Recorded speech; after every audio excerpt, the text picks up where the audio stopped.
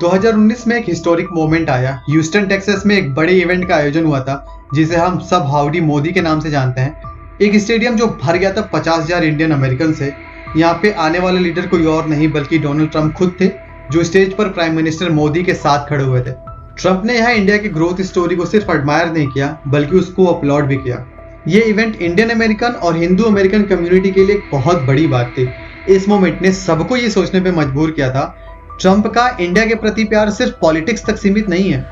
फिर दूसरा इवेंट होता है 2020 में, जब हमारा बॉर्डर टेंशन बढ़ा था चाइना के साथ में। आप सबको गलवान वैली तो याद ही होगा। दुनिया भर के लीडर्स ने एक न्यूट्रल स्टैंस लिया था।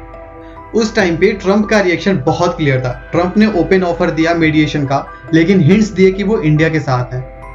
उन्होंने अपने एडमिनिस्ट्रेशन के दौरान चाइना के खिलाफ काफी स्टेप लिए जो इनडायरेक्टली इंडिया के स्ट्रेटेजिक इंटरेस्ट को भी सपोर्ट करता है। तो इस वक्त ट्रंप ने इंडिया को एक स्ट्रॉन्ग एलाई की तरह ट्रीट किया और डिफेंस टाइज को और भी मजबूत बनाने के लिए काम किया। फिर तीसरा इवेंट होता है 2020 में, नमस्ते ट्रंप इवेंट के नाम से।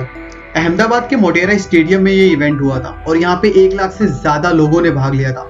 स्टेडियम में जो एनर्जी थी वो कुछ अलग ही थी और ये दिखाता था कि ट्रंप और मोदी जी के बीच एक स्पेशल बॉन्ड तो था ही। ट्रंप ने इंडिया के कल्चर, डाइवर्सिटी और हिंदू ट्रेडिशंस को ओपनली प्रेज किया। उन्होंने कहा कि इंडिया एक डेमोक्रेटिक पावर है और हम दोनों साथ मिलकर डिफेंस और ट्रेड रिलेशंस को और मजबूत करेंगे। फिर 2020 में कुछ इंपॉर्टेंट डिफेंस अग्रीमेंट्स होते हैं इंडिया और यूएसए के बीच में। उनमें से एक है बेका, basic exchange and cooperation agreement. इसमें क्या होता है कि अगर दोनों देशों में किसी एक के पास कोई मिलिट्री इंटेलिजेंस है या कुछ ऐसी इंफॉर्मेशन है जो एक दूसरे देशों को हानि पहुंचा सकता है, तो वो डेटा शेयर करेंगे आपस में ताकि उस पर्टिकुलर इवेंट को अवॉइड किया जा सके।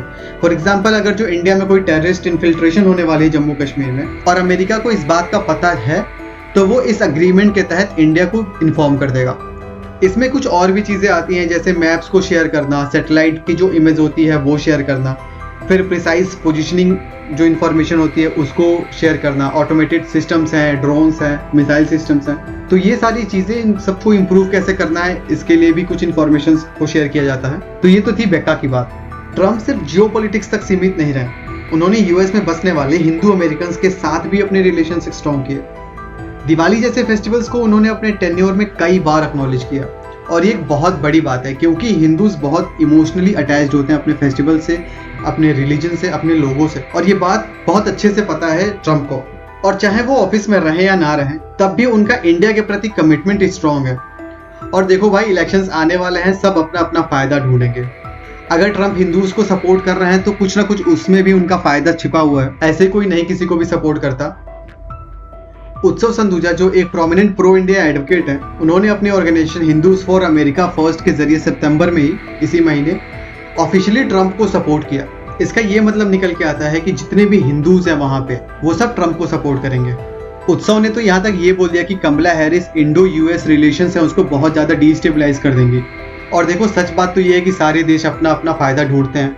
अगर ट्रंप आते हैं प्रेसिडेंशियल ऑफिस में तो उससे इंडिया को बहुत फायदा होगा। हमारे एक तरफ चाइना है और एक तरफ पाकिस्तान है और दोनों देश काबू में अपने लिमिट में तभी रह सकते हैं जब यूएस में ट्रंप बैठे हों और इंडिया में मोदी जी बैठे हों। यहाँ तक कि ट्रंप की 1 घंटे की स्पीच में 14 बार चाइना का नाम मेंशन हुआ था। इस बात से आप ये समझ सकते हो कि ट्रंप के लिए चाइना कितना ज्यादा क्रिटिकल वैल्यू रखता है, कितना क्रिटिकल पॉइंट है ये। तो जाहिर सी बात है, as long as Trump is in the Oval office, it's good for us. And I will let you know इसके बारे में और भी कुछ अपडेट आता है तो प्लीज कमेंट डाउन बिलो अगर आपके कोई भी थॉट्स हैं। And will see you in the next one. Thanks for watching.